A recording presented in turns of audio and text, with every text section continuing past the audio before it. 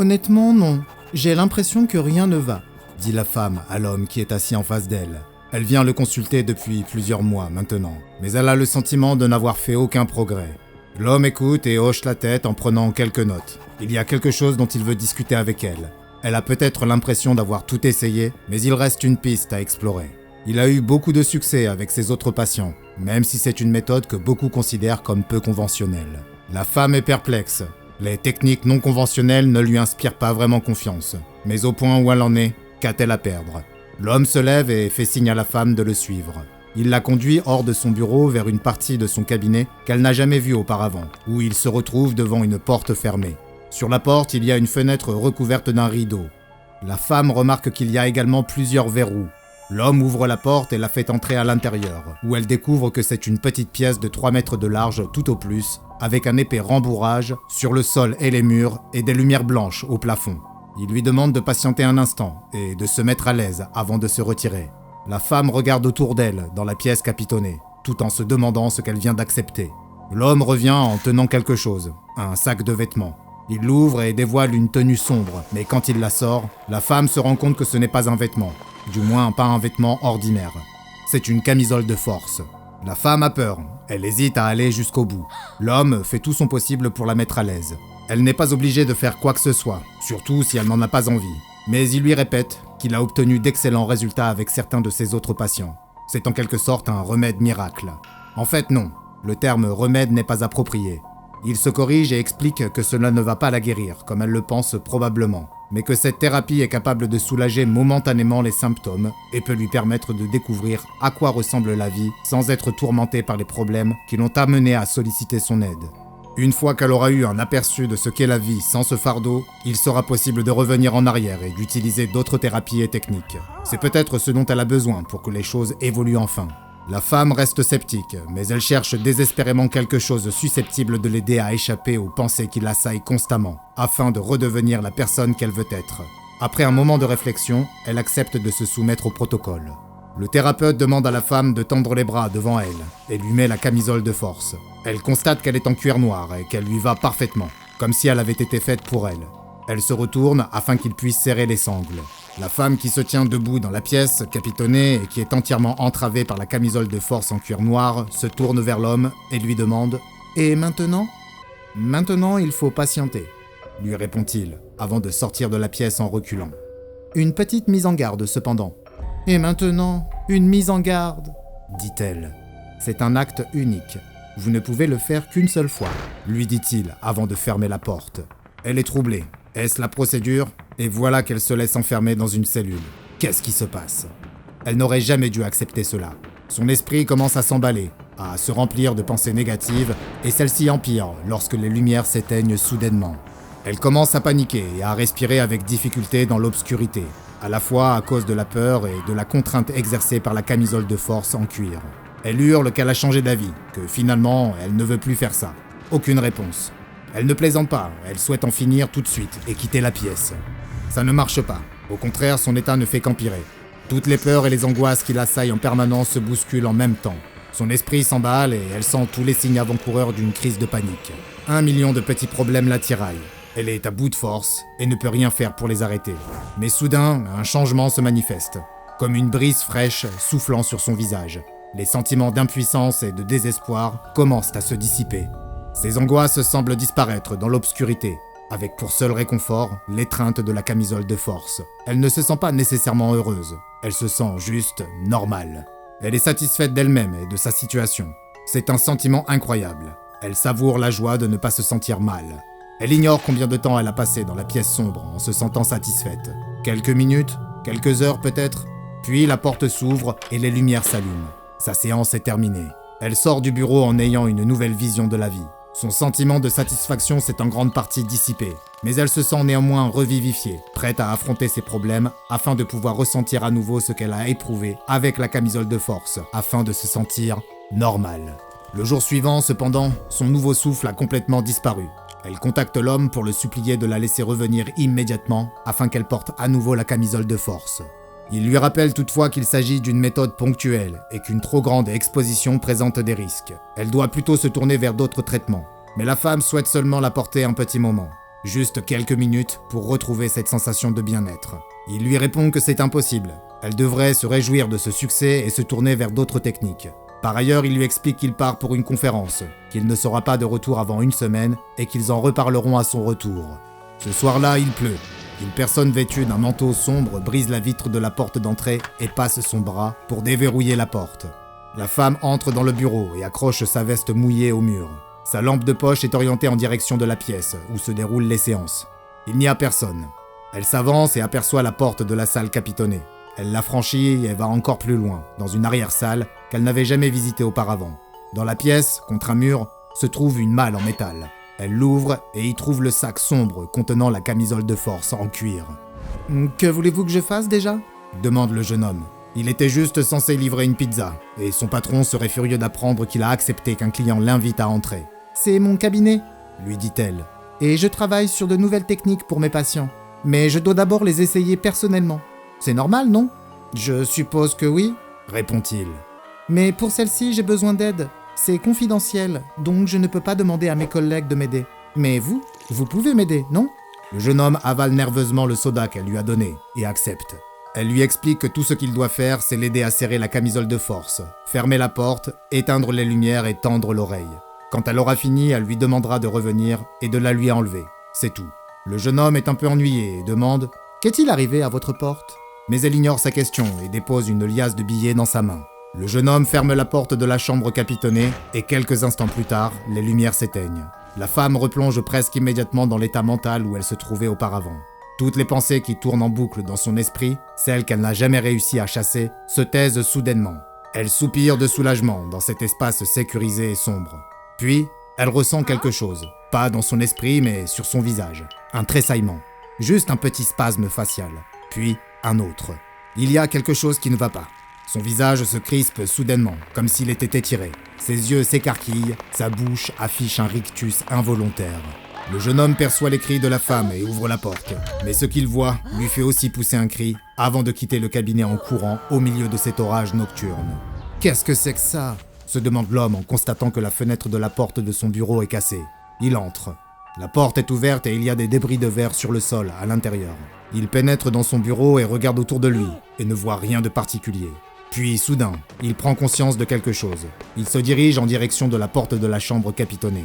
La porte de la pièce est entrouverte et il tend l'oreille. Serait-ce le bruit de quelqu'un qui respire qu'il entend à l'intérieur ? Il ouvre la porte de la chambre et allume la lumière. La camisole de force en cuir noir est posée au milieu du sol. Enfin, ce n'est plus tout à fait le sol. Désormais, c'est une couche de peau tendue qui recouvre la pièce capitonnée, sous laquelle on peut voir les contours d'os. L'homme n'arrive pas à comprendre ce qu'il voit. Puis il le remarque. Dans le coin le plus éloigné de la pièce se trouve le visage étiré de la femme. Ses paupières sont trop tendues pour qu'elle puisse cligner des yeux. Avec sa bouche étirée et déformée, elle murmure « Aidez-moi !» Y a-t-il quelque chose de plus cruel qu'un objet capable de traiter vos problèmes de santé mentale, mais dont les effets secondaires peuvent s'avérer des plus dévastateurs ? De l'avis de cet humble docteur, non. Et l'anomalie d'aujourd'hui est justement un objet de ce type.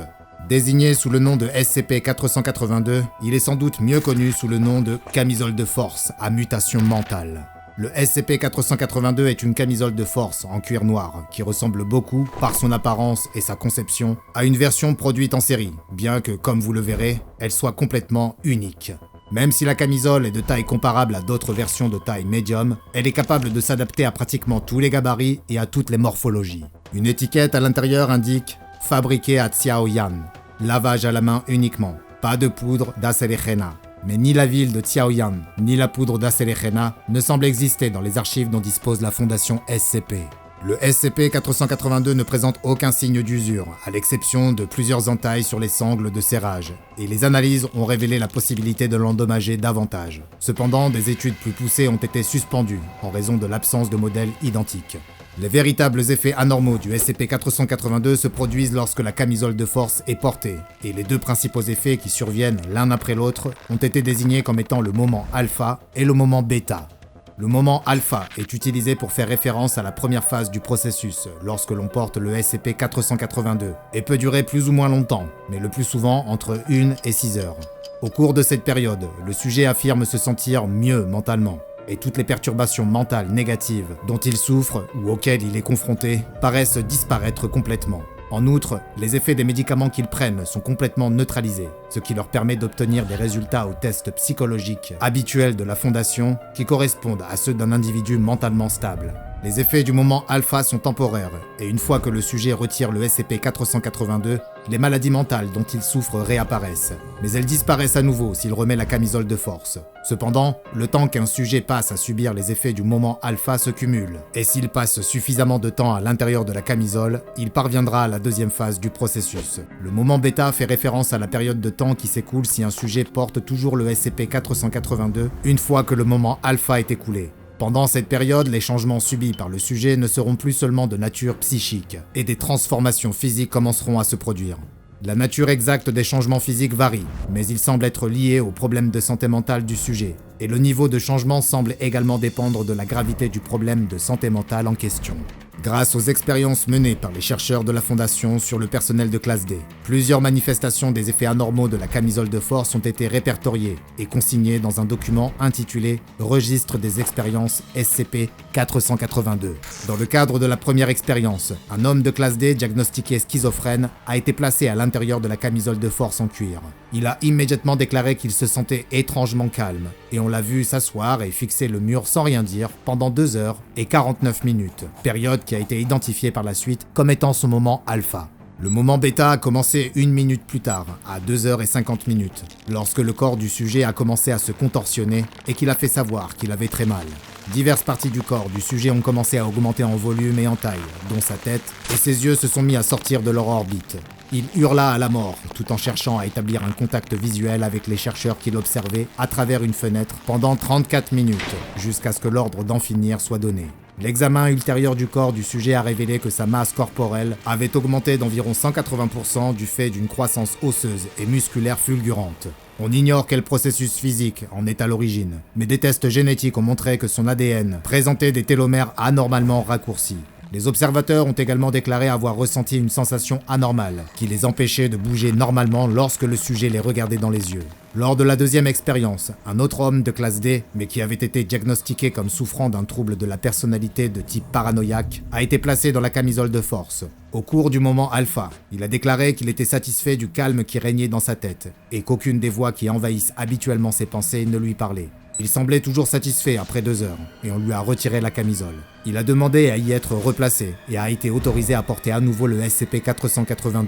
Au bout d'1 heure et demie, le moment bêta a commencé.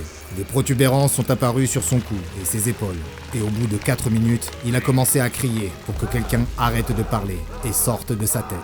D'autres protubérances sont apparues sur son corps, et l'équipement d'enregistrement audio situé dans la pièce a capté des sons mystérieux, dont l'analyse a révélé qu'il s'agissait de 7 voix distinctes parlant dans une langue inconnue.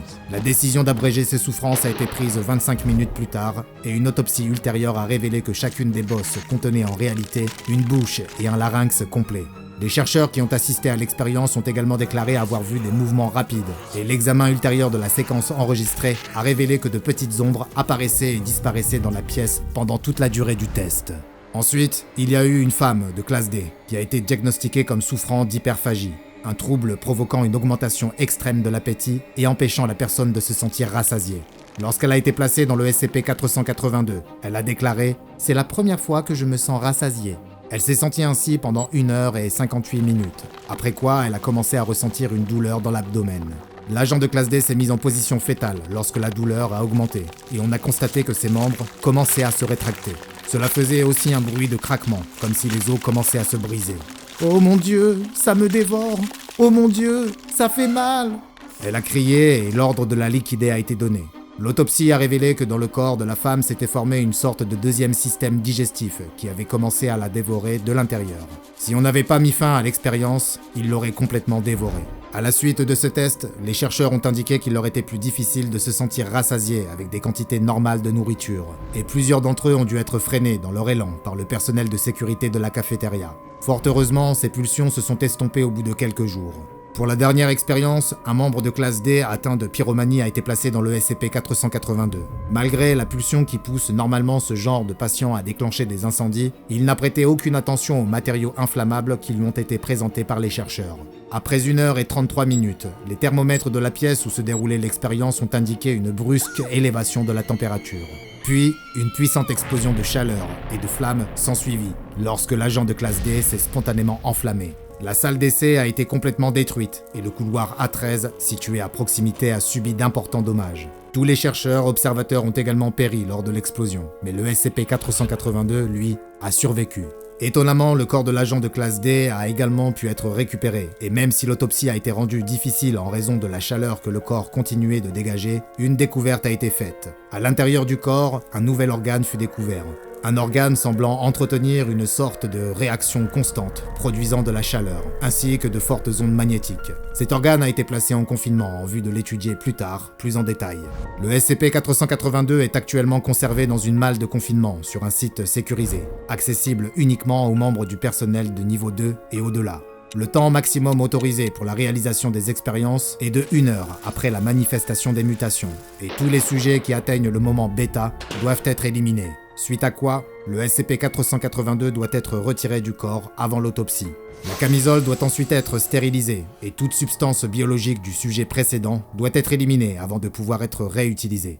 Maintenant, je vous parie que vous vous dites qu'il s'agit d'une anomalie facile à contenir, que vous êtes convaincu qu'il s'agit d'une anomalie de classe sûre, et en théorie, je devrais être d'accord avec vous. Mais vous avez probablement remarqué quelque chose d'étrange dans le registre des expériences. Avez-vous prêté attention au rapport des chercheurs, qui ont constaté qu'ils avaient eux aussi commencé à ressentir des effets plutôt inhabituels, simplement en regardant le SCP-482 affecter un autre sujet? Avez-vous remarqué que la camisole de force à mutation mentale projetait en quelque sorte des maladies mentales des sujets sur ceux qui l'observaient? Il semble qu'il y ait plus de SCP-482 qu'il n'y paraît à première vue.